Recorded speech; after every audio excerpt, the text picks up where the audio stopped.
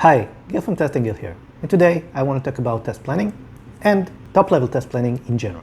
This is a continuation of what we already did a video about, and you can check this one here. If you haven't checked it out yet, I recommend doing that.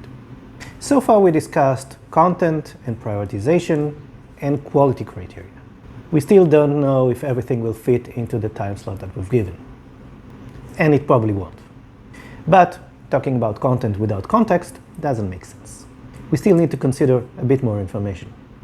So let's talk about constraints. Things that we know will bite us later. We usually think about constraints as something that are out of our control. And sometimes they are, but some of the things we can do something about.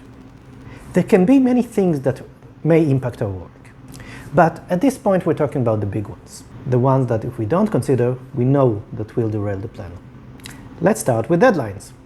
Deadlines are important. Sometimes we can't do anything about them. New Year's will always come at the same time.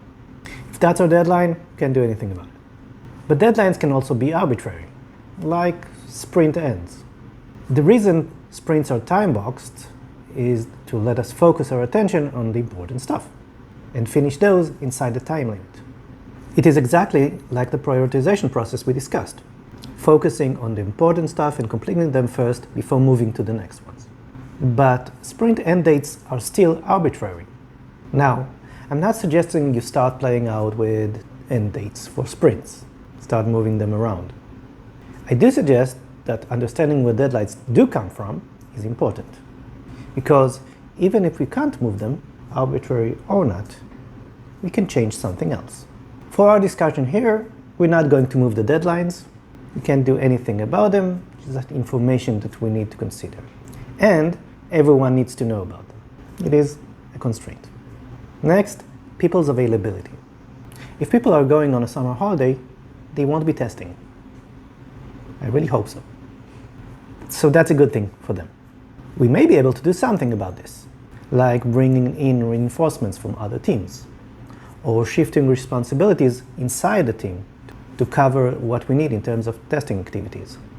Not that we're making decisions right now, but that's not the important thing. The important thing is discussing these issues. Everyone needs to be aware of the constraints that we have, and discussing them, even if we don't have a way to handle this situation right now, it's a starting point for something that we'll take care of once we're out of this planning process. When we're going to deal with that, it could be tomorrow, could be when we face the issue. The important thing is that we discussed it, and now it's floating in the virtual air, nagging us to do something about it. What else? I don't know. Let's talk hardware. Now, you may think this is only for certain projects like that contain hardware.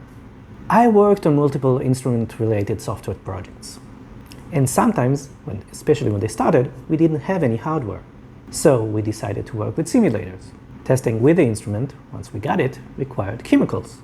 So we had to make sure we had them. And with chemicals, we had chemical preparation. While we don't have to solve everything and every process in our discussion for the top-level plan, we need to be aware of that, and everyone needs to be aware of that. But there are other things, less hardware related, that we still need to consider and make sure that we'll have their availability when we need them. Setup data, new testing environments, things we know we need but don't have yet.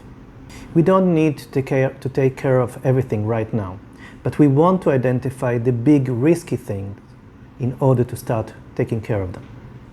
The final thing you might want to consider are missing skills and knowledge.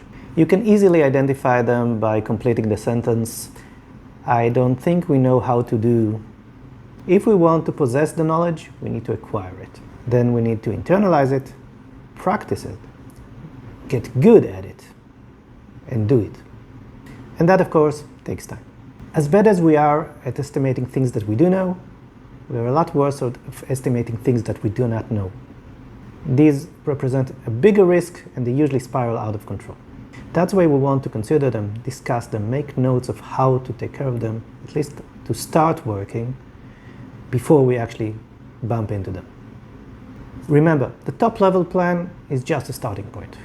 We want to make sure that at least these are the major things that we're going to accomplish, And these are the things that we want to be aware of. Once we have this plan, and everyone agrees on the content, and agrees on the constraints and aware of them, we have something that is called coherence. In a coherent team, everyone agrees on the same goals, understand the same guidelines, and they have the same big picture in mind. We've just removed a lot of "but I thought" discoveries down the line. Not all of them, but the big ones. And everything contributes to testing the important stuff. And that's just the start. We'll tackle more of these topics in upcoming videos. Thanks for watching. If you like this video, like, subscribe, and watch other videos on this channel. And in the comments below, tell me about surprises that you might have been able to avoid if you have discussed them or analyzed them beforehand. We like the drama.